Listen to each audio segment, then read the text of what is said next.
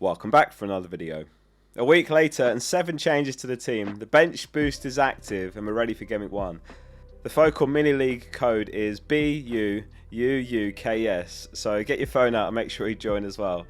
There's tens of thousands of managers in there. I don't think I've ever mentioned, but although I've never really done a proper mini league prize, the winner of the focal league has always gone in the video description forever, so a little piece of the channel's history if you win the league.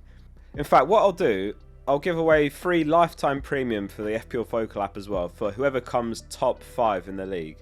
If you haven't got the app, you're missing out. There's 4 new tools coming over the next week, and over 500,000 FPL managers used it last season. There's a QR code on screen, or there's a link below as well.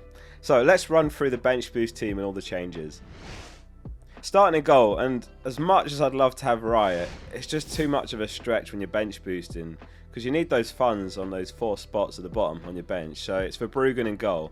It's a home fixture. The clean sheet odds aren't great though for any of the 4.5mm keepers in Gameweek 1. Brighton given a 23% chance against Villa. I've looked at Sherpen as well, who's Ipswich's number 1. The clean sheet odds are about 2% better, so there's little in it. However, Brighton have got a Europa qualifier before and after Gameweek 1 midweek, so it's really hard to see them shutting Villa out realistically. The other thing with Sherpen is you really never want to play him beyond Gameweek 1, whereas with Bruggen could come in handy in Gameweek 3 and Gameweek 4 when they've got Leeds home, Coventry away. In defence, it's Calafiori, Maguire and Mihajlovic. We all saw what happened in the Community Shield. Inside 30 seconds, Calafiori puts Arsenal ahead, took up some really outrageous positions at times. He started the first 15 games last season. Nkapia was first available for Arsenal after joining in Gameweek 4. He got his first minutes Gameweek 9, so it might be a different story, and that is the risk of Calafiori that I've kind of gone back and forth on. Mosquera is safer, but he's lower ceiling. If we get news before the deadline that Arsenal have decided not to sign a centre-back, then it's going to be a late swap to Mosquera, but otherwise, as it stands, Calafiori. Mosquera, White and Calafiori are all slight question marks longer term, and I've opted for the attacking one with the most upside. Arsenal are given a 61% chance of a clean sheet in Gameweek 1. So Mihajlovic is another one who's joined the team. He averaged 10.9 DEFCONs per 90 last season. Absolutely top numbers, of course in another league, but really impressive 10.9 per 90. A defender needs 10 in a game to earn an extra +2 points locked in. Plus they've signed Trafford, so if you haven't got him or Rodon's 4.5mm, then I just feel like one of them is worth fitting him. He even scored a bicycle kick the other day in pre-season. Not that we're obviously going to expect that once the season kicks off, but he's clearly got an eye for goal as well. I mean, Maguire does as well, to be fair, but not so much bicycle kicks. He's the final player in the back 3. Annoyingly, this entire back 3 all just scored in pre-season, and you just know they've gone a week early and they're not going to replicate it in Gameweek 1, are they? One thing I'm certain of is a Man United triple up is the way to go from Gameweek 1, whether that's 2 mids and a defender or a keeper, or maybe go double defence and a mid. Just for me, the opening 2 fixtures are way too good against Hull and Ipswich not to triple up. Speaking of, in midfield some changes, but the Mbeumo and Bruno double up stays in the team, and it's Zolis and Diet and Gross that complete the midfield. So let's talk about Zolis a sec then. Across all comps at Club Brugge, he had 43 goals, 45 assists in 108 appearances, so that's 88 involvements in 108. Can he bring anything remotely close to the Premier League? If he can, he'll make a mockery of 6.5mm. He's had a superb pre-season as well. He got a goal and 6 assists, 2 assists in the Community Shield against Man City.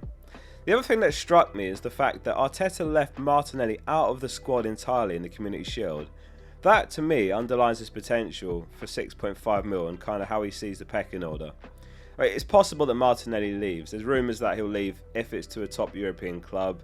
He was being linked with, I think, Galatasaray, but he turned that down. Also, obviously, he could still leave and they sign a top left winger, and then suddenly Zolis' minutes are quickly looking more iffy, but he's had the pre-season, he's had the training. Like, do we really want to go into Gameweek 1 with no attackers from the league champions when they're literally playing home and against the promoted team? There's always trade-offs in FPL though, and I've had to lose Zoboslai, who's possibly a big miss to take out. He's got the corners, the free kicks, the pen share of Isak. I won't be surprised if Isak is the one on pens, but I don't think Isak's going to be a 90-minute a game man, so there will be scenarios where Zobo is the first taker. He has been playing a bit deep in pre-season in the pivot of Gravenberg. basically to accommodate Wirtz, but Wirtz was a bit disappointed in their final friendly, so was Zobo playing that deep. I'm really conflicted in this one because Zobo ticks so many boxes and Iriola's a top manager. He could just change things at any point if it's not working. It's enough to put me off Wirtz though for now. I am expecting some early subs for him as well. So Gross comes into the team, who's basically like Bruno light. Is the corners to free kicks and now on penalties as well. Scored one in pre-season. For 5.5 mil and the impact he had, even at his age, returning back to Brighton last season, I like him a lot for that price.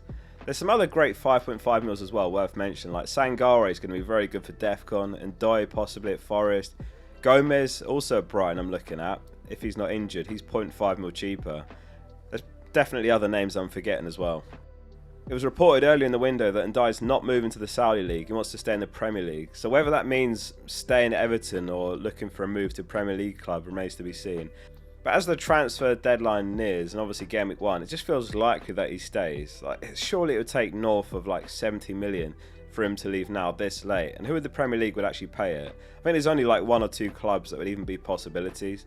And with Palace home in Gameweek 1, and some reasonable fixtures beyond that, I like Ndai for 6 mil. I thought he would be 6.5.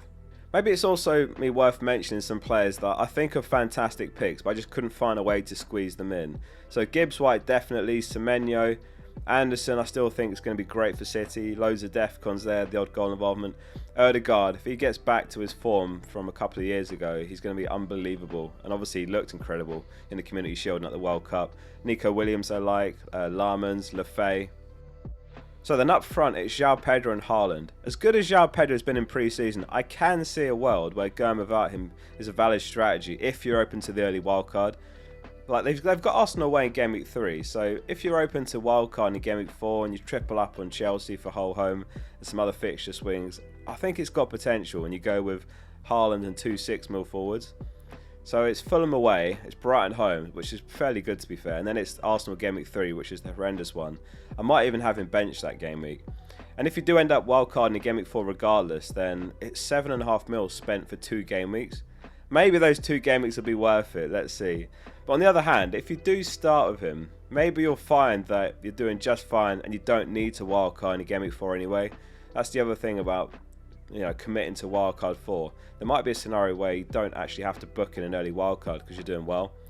So for example, if things are going swimmingly after 3 or 4 weeks, like do they ever, but imagine they do, then you could do Mbumo to Rodgers in Gameweek 4, maybe Bruno to Palmer, and then you've got the triple up on Chelsea attack, home to Hull. If there's any fixture that's worth tripling up on attack for this season, it's Hull home, trust me. I'm sorry Hull fans. I think if any are watching, they'd probably agree. Hull ranked second worst in the Championship for expected goals conceded last season, and they've got a few flag players for Gameweek 1. So let's just talk about captains here lastly. I'm going with Bruno captain with that in mind, but also based off the Community Shield. Like City were just so poor, and Haaland got like 53 minutes before coming off. That's all he's had in terms of pre-season.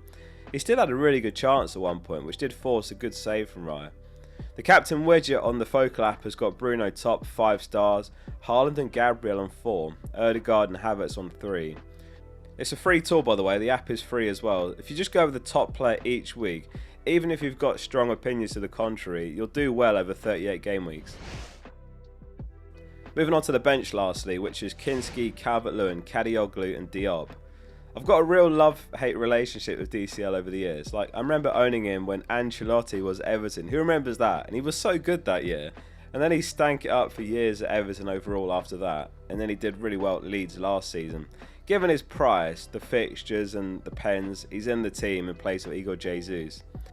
I like Brobby for the same price, 6 mil as well, especially if you're looking at the early wildcard, because it's Ipswich Gameweek 1, and then I think it's Fulham Gameweek 2 home, so good early fixtures for Sunderland. I've swapped Diop in as well for O'Shea. Reason being, O'Shea's been playing right back rather than centre back in pre-season, and I just want to target Defcons of any promoted team centre back or promoted team defender. Greaves is the one that's been playing centre back as well, but he may or may not be riskier than Diop longer term. O'Neill could decide to play O'Shea again at centre back, so Diop feels safest, but he is really highly owned. The 4.5 mil defenders are all a bit rough for Gameweek 1. There is Hume as well, but he did play right back last friendly.